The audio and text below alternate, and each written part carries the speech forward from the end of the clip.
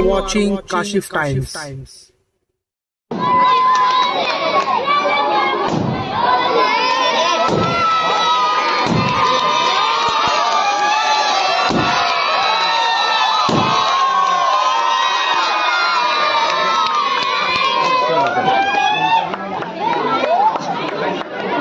इस मंच पर उपस्थित नगर सेविका, मैं चाहूंगा कि थोड़े जो लोग यहाँ पे गेट पे हैं थोड़ा सा यहाँ भी पीछे हो जाओ। यहाँ पे भी हमारे असगर भाई, जमील भाई, आफ्ताब भाई, फकरू भाई, सारे सीनियर लोग यहाँ बैठे हैं। हमारे पत्रकार भी यहाँ बैठे हैं। यहाँ कितने उलमा, हमारे कितने ट्रस्टी वगैरह आई सामने हमारी कितनी माताएं बैठी है। ये थोड़े सामने जो खड़े हैं उनको भी दिखने दो, समझने दो। हाँ बच्चे लोग, तुम चिंता मत करो। यहाँ पे आज इस मंच पे कमरजान सिद्दीकी जी, वीरेंद्र चौधरी साहब, हमारे इस्माइल भाई हो गए, सिराज शेख हो गए, हमारे जिला के अध्यक्ष हो गए, अभी अभी जिन्होंने भारतीय जनता पार्टी छोड़ दी, जिनको स्लम का इंचार्ज वार्ड प्रेसिडेंट बना, ऐसे शिफत भाई, दीपिका जी, सामने बैठे मेरे सभी पत्रकार, हमारे बहुत ही पुराने साथीदार सामने सब खड़े हैं, और इस तरफ भी मेरी बहुत सारी बहनें बैठी हैं। देखिए, मैं बहुत ज़्यादा लंबी तकरीर करने आपके बीच में नहीं आया, कुछ बातें आपके सामने रखूंगा, आपको इस पे गौर देना है कि 2-3 बातें। आज मेरी पदयात्रा थी और बहुत ही अहम बातें मुझे एक मेरी ताई ने और एक हमारी कुरैशी मैडम है जिन्होंने कुछ क्लासेस शुरू किया, उन्होंने बताया कि आज इस मालवनी के अंदर 2-3 टाइप के षड्यंत्र रचे जा रहे हैं। चुनाव सामने है और आप लोगों को ये बड़ी ही दानिशवारी से कुछ बातें समझनी होगी। एक तो कुछ लोग इस मालवनी में भेष बदल के घूम रहे हैं, वो आरएसएस के लोग हैं, वो लोगों को जाते हैं और ये कहते हैं कि पैसे ले लो, हम तुम्हारी उंगली पे जो है शाही दे देंगे, यानी इस तरीके की बातें कर रहे हैं। और कुछ लोग जो है वो गली गली में घूम के जो है लोगों को गुमराह करने का काम कर रहे हैं। मैं तमाम हमारी बहनों से कहूँगा कि ये काम उस वक्त करते हैं जब आदमी काम पे चला जाता है, तो गली में घूम के करते हैं। जैसे ही हमारी उस ताई ने उस महिला का गिरबान पकड़ा तो दोनों यहाँ से लघु रोड तक का भागे और उनके पीछे ये दोनों औरतें भागी थी और फिर लोग अपनी रिक्शा में बैठ के भाग गए। तो ये आप लोगों को समझना है कि इस तरीके से कोई भी आदमी या कोई भी औरत आती है और आपको इस तरीके से गुमराह करने की कोशिश करती है, तुरंत पकड़ लेना और ताबड़तोड़ पुलिस को बुलाना। पुलिस अगर कार्रवाई नहीं करे आके 1 नंबर के हमारे ऑफिस में बताना, जो भी पुलिस करीब नजदीक होगा या जो भी वो होगा, पहले ऐसे लोगों का फोटो निकालना जो आपके गली में आते हैं, जो आपके मोहल्ले में नहीं है। दूसरी अहम बात मैं बताना चाहूंगा असगर भाई, उस दिन भी मैंने आपको बताया कि मालवनी में और मलाड में जहां जहां भी हमारे, चाहे वो मराठी भाषी हो, चाहे हमारे दलित भाई हो, चाहे हमारे मुसलमान भाई हो, जहां जहां जो लोग हमारे को वोट देते हैं, ऐसे लोगों के वोट जो है वो कई जगह पे घुमाया गया। ये बेटा इसको उतार दो, लग जाएगा नीचे पर, सबको नीचे उतार, नीचे बैठ जा बेटा, वायर छोड़ दे, वायर छोड़ दे। मैं आपको बताना चाहता हूं कि अगर आपका वोट 1-2 नहीं, 100-200 नहीं, हजारों वोट इन्होंने ऐसे किए हैं कि जो बांद्रा प्लॉट में रहता है उनका कला विद्यालय में डालने का काम किया, और जो अंबोजवाड़ी में रहते हैं उनको 1 नंबर में डालने का काम किया, और जो ओल्ड मिलिट्री कंपाउंड में रहते हैं उसको एनएल में डालने का काम किया, ताकि लोग परेशान हो जाए और अपना वोट न डाले और जो है हमारी वोटिंग कम हो जाए।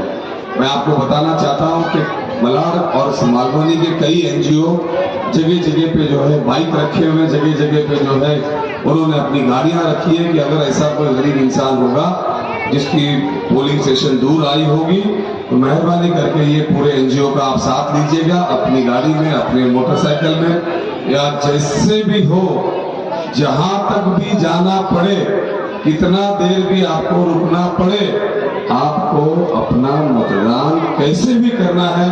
और मेरे नौजवान साथियों से ये कहना चाहता हूं कि ये जवाबदारी तुम्हारी है कि हमारी माताओं को, हमारी बहनों को, हमारे दादा दादी, नाना नानी, ऐसे जो सीनियर सिटीजन अपनी बाइक पे बिठा के ले जाके उनको वोट कराना। एक बहुत बड़ी साजिश जो है वो यहाँ पे रची जा रही है इस मलाड़ को लेके। आपने देखा होगा, अब नहीं भी देखा होगा तो आप मालूमात ले लो, सारी चीजें अब नेट पे अवेलेबल होती है। भारतीय जनता पार्टी का जो मुंबई का अध्यक्ष है, यहाँ का जो कैंडिडेट है, उसका भाई जो है, उसने ठीक 8 महीने पहले टाइम्स ऑफ इंडिया के फ्रंट पे स्टोरी आई थी कि मालाड और मालवनी को जो है वो धरावी के जैसे डेवलप करना है। अब मालाड और मालवनी को डेवलप करने के लिए उसको क्यों सोचा ये मैं आपको समझता है। आज उनकी नजरें जो है हमारे घरों पे है, आज उनकी नजरें जो है हमारी तरक्कियों पे है। आज यहाँ पे क्या चीज की फैसिलिटी नहीं है। आज आप मुझे बताइए, जिस सड़क पे बैठे हो सीमेंट का है या नहीं है। आप जिस चौराहे से निकलते हो आपको या तो हॉस्पिटल बनता हुआ नजर आएगा, या आपको स्कूल बनते नजर आएंगे, या दवाखाने बनते नजर आएंगे। आप और आगे कहीं चले जाओ तो आपको कहीं ना कहीं पानी की पाइप लाइन गिरती नजर आएगी, आप सीवर लाइन देख सकते हो। आज जो है ये सारी फैसिलिटीज हमारे पास है, और अगर हमारी तरक्की होनी है तो इस मलाड में ही होनी है, इस मालवनी में होनी है, ये मैं आपको बताना चाहता हूँ। यहाँ से कोई बाहर नहीं जाए, ये हमारी सोच है और यही सोच पे हम रहते हैं। आज उन्होंने धरावी के लाखों लोगों को लाके यहाँ पे बसाने की सोच रहे हैं। हमारे पूरे मुंबई शहर के लोगों ने इसका विरोध किया, और खास करके मलाड में तो एक एक बिल्डिंग में उसको जाने नहीं दे रहे हैं। आपको बताता हूँ, ये जो उम्मीदवार है ये कितना अच्छा है, इसके बारे में आप लोग तो जानते ही हैं। एक एक बिल्डिंग में उसको जाने नहीं दे रहे। कोई गांव में उसको इसके खिलाफ बोर्ड लगा दिया गया कि आप ये धरावी जो है वो कैंसिल करके आइए, उसके बाद यहाँ पे आइए। आज यहाँ पे अदानी को क्यों लाया गया है? सोचिए हमारे भाई बहनों कि ये अदानी जो है वो मड़ में आया, मड़ को लग के मालूम नहीं है, तो उसके बाद में आपको कहाँ ले जाके छोड़ने का इनका इरादा है। और 6 महीना पहले ये कहता है, 6 महीने बाद उसका भाई आ जाता है यहाँ चुनाव लड़ने। यहाँ पे भारतीय जनता पार्टी का कोई उम्मीदवार लड़ने के लिए तैयार नहीं है, और उसके पास इतने पैसे आ जाते हैं। अदानी बोलता है जितना पैसा लगे बांटो, जगह जगह पे उम्मीदवार खड़ा करो। सारे इतने छोटे छोटे उम्मीदवार खड़ा करते हैं, वो इसलिए खड़ा करते हैं कि वो सब जगह नहीं घूम रहे। उसको बोला है कि ये 4-5 प्लॉट में तुम खड़े हो जाओ, कुछ आदमी नगर में खड़े हो जाओ, कुछ अम्बोजवाड़ी में खड़े हो जाओ, कुछ इनासवाड़ी में खड़े हो जाओ, और सिर्फ वहीं पे से आप 200-500 वोट ले लो, ताकि जो है वो उम्मीदवार हार जाए, हम हार जाए। इसके अलावा इसी मलाड़ के अंदर मैं पुलिस को कहना चाहता हूं कि जाके देखो, आरएसएस के पूरे मुंबई के लोग आके यहाँ पे होटलों में रुके हुए। अब हमने भी 5 साल सारे होटल वालों को मदद की है, तो बताते हैं हमें कि भाई यहाँ से इतने लोग आके बैठे, वहां से उतने लोग आके बैठे। मैं उन लोग को बोला बिल्कुल चिंता मत करो, और चाहिए तो महाराष्ट्र से बुला लो, क्योंकि मलाड में असलम भाई के दोस्त इतने सारे हैं, हमारे हिंदू भाई इतने सारे हैं, और बड़े बड़े बिजनेसमैन हैं, उनके मुंह तोड़ टक्कर देने के लिए निकल पड़े। वो खुद ही खुद जिंदगी में जा रहे हैं, और इंशाअल्लाह ताला आप देखेगा कि 2009 में जैसी जीत हुई, उससे ज्यादा मार्जिन से जो है आगे हम जीतने वाले हैं। और इस मालवनी के ऊपर जो आप नजर गड़ा के बैठे हो, याद रखना, एक उदाहरण देता हूं मेरी माताओं मेरी बहनों। आजकल पानी में देखा होगा बड़े बड़े जहाज होते हैं ना, 10 माले के, 12 माले के, 20-20 माले के जहाज होते हैं, और उस जहाज में हजारों रूम होते हैं, और उस रूम के अंदर हजारों लोग रहते हैं। लेकिन समंदर के आगे कुछ कभी नहीं चलती उसकी, लेकिन उतना बड़ा जहाज जमीन में एक ठेके पे भी उसको रुका के रखते हैं। उसका जो ठेका होता है ना, जो जैसे एक खंबा होता है, उसको जब बांध के रखते हैं, जब खंबा मजबूत होता है तो 12-15 माले का जहाज भी रुका रहता है। ये मैं आपको बताना चाहता हूं कि अगर आपका नेता मजबूत रहेगा तो हिंदुस्तान की कोई भी ताकत आ जाए, आपको यहाँ से उजड़ने नहीं देगा, आपको यहाँ से बदहाल होने नहीं देगा। ये मेरा कहने का मतलब है। लेकिन आपका अगर नेता ठीक नहीं रहा तो क्या होगा? आपको बताना चाहता हूं कि आपका नेता मजबूत था। ये उम्मीदवार 2 साल पहले यहीं पे आया था, ये रहता उधर है मलाड ईस्ट में और त्योहार मनाने यहाँ पे आता है। आज 25 साल से मैं यहाँ पे पॉलिटिक्स करता हूँ। हमारे सारे हिंदू भाई यहाँ पे हर त्योहार मनाते हैं, हमारे सारे मुसलमान भाई उनका साथ देते हैं, और जब मुसलमान का त्योहार होता है तो हिंदू भाई उसका साथ देते हैं। कभी भी जो है ना इत्तेफाकी नहीं हुई। ये वहां से आया और यहाँ पे आके इबादत गाहों के सामने जानबूझ के कुछ गलती करने की कोशिश किया। पुलिस ने इसके ऊपर कार्रवाई की, दंगे भड़काने की कार्रवाई इस उम्मीदवार पे की और इसके ऊपर केस रजिस्टर किया। अब इसके वजह से कई बेगुनाह नौजवान साथी, चाहे वो हिंदू हो चाहे मुसलमान हो, इन सबको मैं बेगुनाह समझता हूँ, चाहे हिंदू हो चाहे मुसलमान हो। ऐसे लोगों के चक्कर में आके आज पुलिस के केसेस उनके ऊपर है और उनको कोर्ट बकोर्ट भटकना पड़ता है। माँ बाप परेशान है, घर वाले परेशान है कि भाई इनका क्या होगा, ये कैसे लोग आए हैं। और आप सोचिए कि कैसा इंसान है ये, और यहीं पे बैठ के हमारे लोगों को अरेस्ट करो करता है। और कुछ हमारे लोग अपनी पेट पानी के चक्कर में, अपने घर का भाड़ा देने के चक्कर में उसके पीछे घूमते हैं। मैं आपसे ये कहना चाहता हूँ, मुझे तो फक्र है उन महिलाओं के ऊपर जो बेचारी गरीब होने के कारण वहाँ पे 2 दिन पहले जो है यहाँ के डिप्टी सीएम आए हुए थे, आपने सुना होगा है ना, मलाड में आए थे। उन्होंने कहा था, क्या कहा उन्होंने कि भाई आज मालूनी के अंदर वो ये नहीं कह रहे कि हॉस्पिटल उनको मालूम है मैंने बनाया, स्कूल उनको मालूम है। मुंबई में सबसे बड़ी महानगर पालिका की स्कूल 1 नंबर में इसका उद्घाटन हुआ, 7 नंबर में इतनी बड़ी स्कूल की इमारत का काम चालू है। यही अबुल कलाम आजाद का जो है दुकान, अबुल कलाम आजाद जो अम्बेडकर मैदान के बाकी में चालू है, उनके पास कोई मुद्दा नहीं बचा। तो कहते हैं कि मालवनी में ड्रग्स बढ़। अरे भाई, तेरा भाई खुद जो मुंबई का अध्यक्ष है और यहाँ योगेश सागर से लेके चौधरी मैडम तक का, वहां राम कदम से लेके जितने तेरे विधायक हैं, सारे के सारे के गले में ना खराश आ गई। चिल्ला चिल्ला के अधिवेशन में चिल्लाए कि मुंबई में ड्रग्स बढ़ रहा है। मुंबई में नहीं, मेरी कॉन्स्टिट्यूंसी में बढ़ रहा है, हर कॉन्स्टिट्यूंसी में ड्रग्स बढ़ रहा है, पूरे मुंबई शहर में ड्रग्स बढ़ रहा है। लेकिन ये सरकार जो है उन ड्रग्स के ऊपर जो है कोई सही सख्त कार्रवाई नहीं की, उन्होंने कोई मजबूत कार्रवाई नहीं की। इसलिए नहीं की कि पुलिस को इन्होंने जो है कमजोर कर दिया, पुलिस को इन्होंने नाकाम कर दिया, पुलिस को जो है इन्होंने काम करने नहीं दिया। जब पुलिस साथ में खड़ी हो और तुम पुलिस को चेतावनी दोगे, पुलिस को धमकाओगे, इनका विधायक जिसकी औकात एक मुर्गी के अंडे से ज्यादा नहीं है, वो आके बड़ी बड़ी बातें मालूम नहीं और मलाड और बंबई में करता है कि हम इबादत गाहों में घुस के मारेंगे। अरे तेरे बाप में अगर दम होगा ना तो ये पुलिस वाले को तो बता, और पूरे महाराष्ट्र में कोई घूम के बता। आज जिस पुलिस वाले के कंधे पे तू चढ़ के ये बड़ी बड़ी बातें कर रहा है, मंचों पे चढ़ के तू पुलिस वालों को बोलता है कि तेरी ऐसी जगह बदली कर दूंगा कि तेरी बली और तेरे बच्चे तेरे मुंह नहीं देख सकेंगे।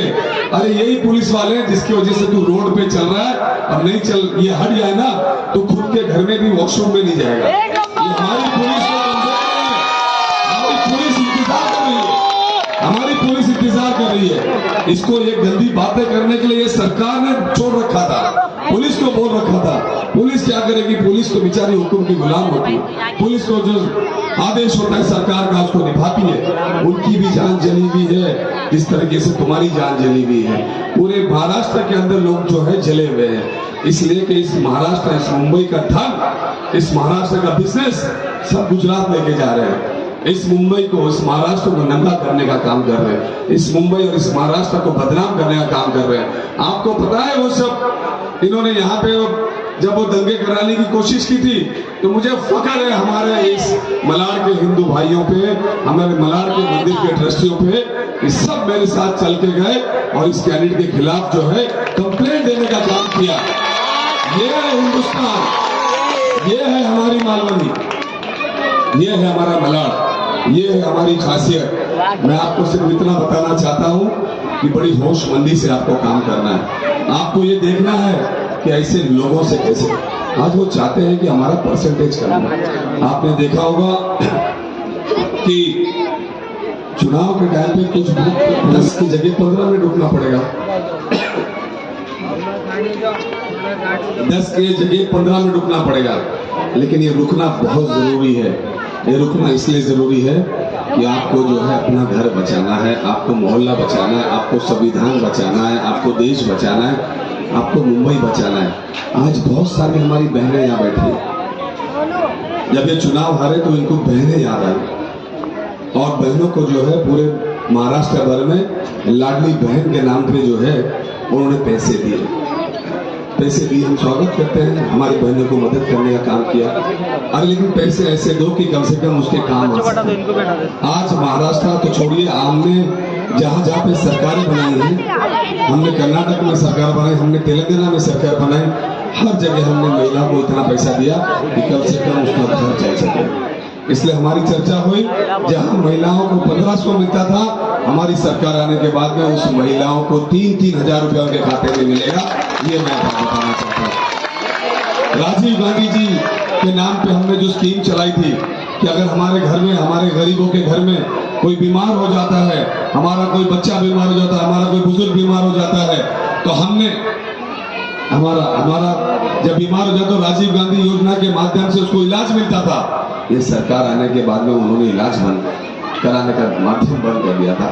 आज हमारी जो महाविकास अघाड़ी का जो एजेंडा है उसके अंदर आप देखिए, पूरी फैमिली के लिए 25 लाख रुपया तक का आपका जो है दवाई का खर्चा सारा चीज हो रही है।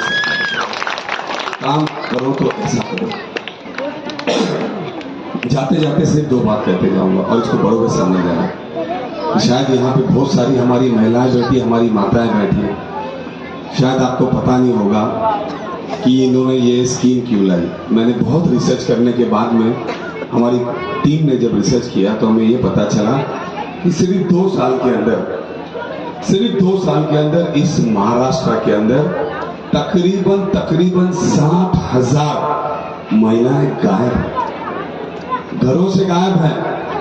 वो किडनैप हो चुकी है, वो कहाँ चली गई हैं, उनका मर्डर हो गया है, उनको बेच दिया गया है, उनकी पता लापता हुआ है। ये किसी को नहीं मालूम है, किसी महिला को मालूम, इस बारे में नॉलेज है, एक भी महिला को नहीं मालूम पड़ेगा। क्योंकि ये जो व्हाट्सएप यूनिवर्सिटी इनकी है, 1500 रुपया देके 15,000 बार बता दिया हुआ कि तो 1500 दिया है, 1500 दिया है, और 1500 दिया है वो तो सरकार का पैसा, हमारा टैक्स पेयर का पैसा वो आपको दिया, और देख के हमारी बहनों को डांटियां देते हैं कि अगर हमको वोट नहीं दिया तो तुम्हारे घर का पता हमें मालूम है। अरे तुमको इनका घर का पता मालूम ना हो, मुझे तेरे घर का पता मालूम है। अगर किसी एक ऊपर में आंख उठा के देखा तो, अरे मैं सरकार सिर्फ आ जाए तो मैं बताऊं, ये जितने निर्णय इन्होंने लिए हैं, ये अदानी को यहाँ लाके फुकट की जगह देके उसको जो है मलार को बर्बाद करने की कोशिश कर रहे हैं। हमारे मलार और मालवनी को बर्बाद करने की जो कोशिश कर रहे हैं, ये बिल्कुल आपका भाई कभी होने नहीं देगा। और ये बात तय है, ये लड़ाई जो है ना, ये जीत हार की नहीं है। हमेशा मैं कहता हूं कि लड़ाई 2 पार्टी में होती है, एक बीजेपी में और एक कांग्रेस में, लेकिन ये लड़ाई बीजेपी कांग्रेस में नहीं है, ये लड़ाई जीत के मार्जिन की है कि कितने ज्यादा वोटों से हम जीतने जा रहे हैं। ये लड़ाई ईमानदारी से कहता हूं, हमारा सर्वे भी कहता है, कहीं निकलता ही नहीं है। कुछ लोगों को बुलाते हैं बेचारे। मैं अपनी महिलाओं की बात कर रहा था, देवेंद्र फडणवीस यहाँ आया था, उसने बड़ी अच्छी बात की कि बोले जो ड्रग्स बेचने वाले हैं उनको मैं ठोक दूंगा। जब वो कैसेट मेरे पास आया तो बोला तेरे को रोका कौन था? तू 5 साल यहाँ का मुख्यमंत्री था, तू पिछले 2 साल से यहाँ पे गृह मंत्री है, पूरे 7 साल तू यहाँ पे जो है यहाँ का गृह मंत्री था, पुलिस तेरे हाथ में थी, तो क्यों तुमने जो है यहाँ पे जो ड्रग्स बेचने वाले उनके ऊपर कार्रवाई नहीं की? किसने उनको प्रोटेक्शन दिया? क्यों हर लोगों ने, मस्जिद वालों ने, स्कूल वालों ने, हमने, तुमने, सबने ड्रग्स के खिलाफ जो है आवाज उठाई। हमारी सरकार आने दो ना, हम आपको बताते हैं कि ड्रग्स कैसे बंद किया जाता है। हम बताएंगे आपको 23 तारीख के बाद में कोई माइकल लाल जो है ना ड्रग्स बेच के बता, इस पुलिस को ताकत देंगे, बोलेंगे जाओ जैसे आप पहले काम करते थे आप करो। कोई भी गलत करे, चाहे वो एमएलए गलत करे, एमपी गलत करे, मंत्री गलत करे, पुलिस को छूट दी गई, जाओ जो भी गलत करता है उसके ऊपर कार्रवाई करो, उसको रोको मत। हमारी पुलिस में बहुत ताकत है, लेकिन तुम जो है उसके रिवॉल्वर से बंदूक की गोली निकाल के बोलोगे लड़ने जाओ, तो ऐसा नहीं होता। आप पुलिस को गालियां दोगे स्टेज से और बोलोगे कि हिफाजत करो, ऐसे नहीं होता है। पूरे महाराष्ट्र में जाति जाति में इसमें उसमें एक दूसरे से लड़ाइयां लगा के रखी है। मैं बता रहा हूं उस महिलाओं के बारे में, जब उन्होंने ड्रग्स की बात की और बात करते करते करते हिंदू मुसलमान पे चले आए और इस तरीके से गंदी बात की, जिसकी वजह से वो गरीब महिला थी लेकिन इज्जतदार महिला थी, दिन भर रैली में चलने के बाद भी अपना पैसा नहीं लिया और उस मुख्यमंत्री के सामने 200-300 कुर्सी छोड़ के सब वहां से निकल के चले आ गए। मैं सलाम करता हूं उनको कि कम से कम उन्होंने उनको बताने का काम किया कि नफरत जो है हम नहीं सहेंगे, भले एक वक्त का हमें खाना नहीं मिले। ये मैं उनको सलाम इसलिए कर रहा। और याद रखना, मुझे पूरी उम्मीद है कि एक आदमी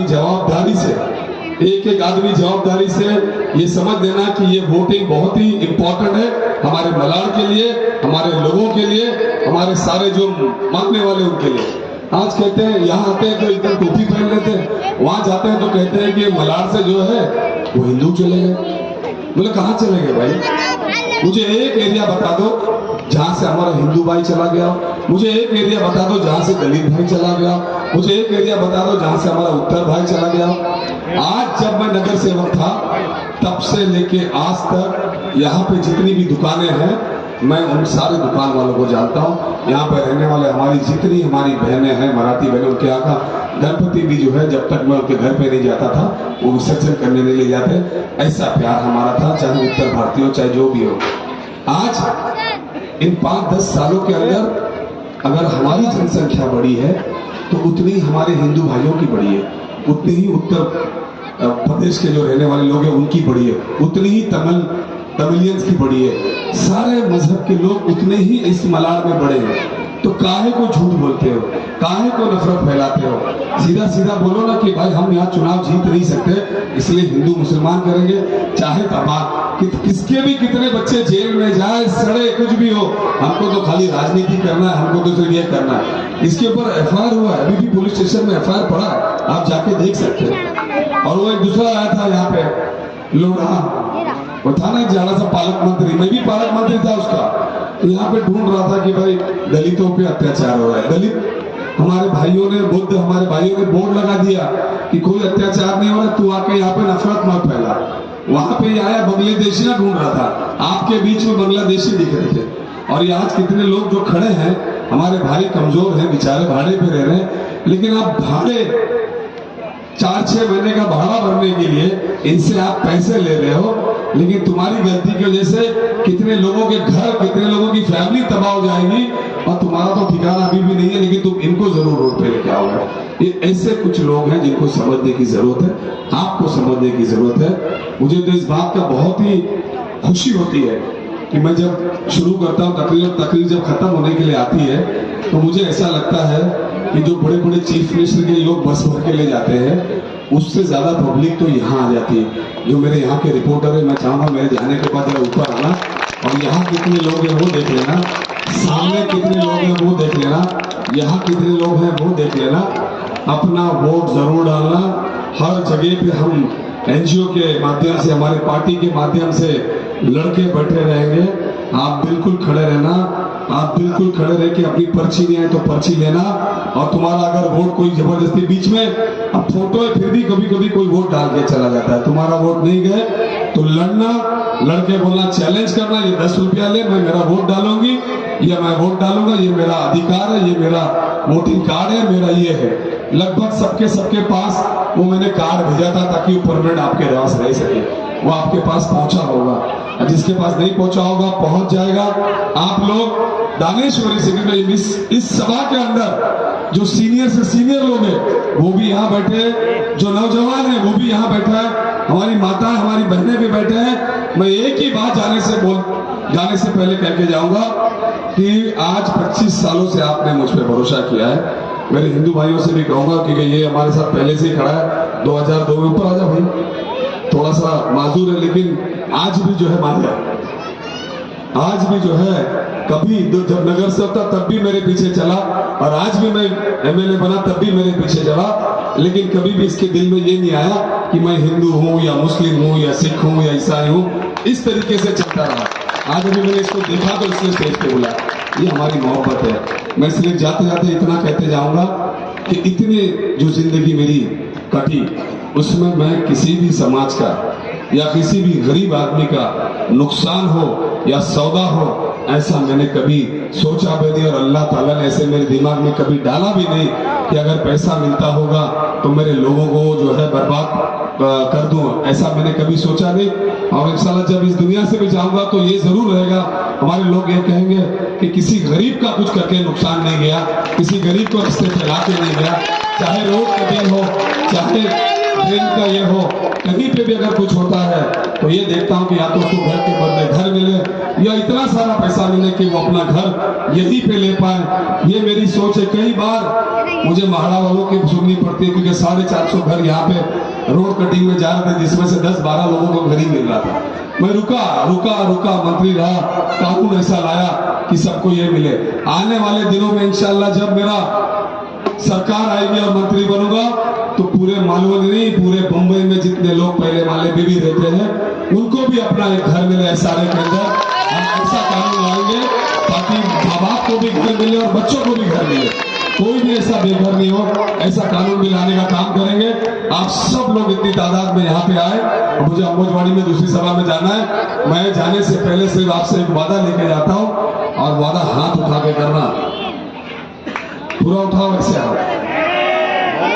ये हाथ की वो ताकत है कि मोदी जी ने जब वो कानून लाया था, ये हाथ सब एक साथ हुए थे, 2 साल लड़े थे, तो किसानों का कायदा उन्हें वापस लेना पड़ा था। ये हाथ इसी तरीके से खड़े रहेंगे तो हमारे मलाड़ में, हमारे मालवनी में कोई भी इतना बलवान पैदा नहीं होगा जो तुम्हें यहाँ से हिला पाएगा। जय हिंद, जय महाराष्ट्र।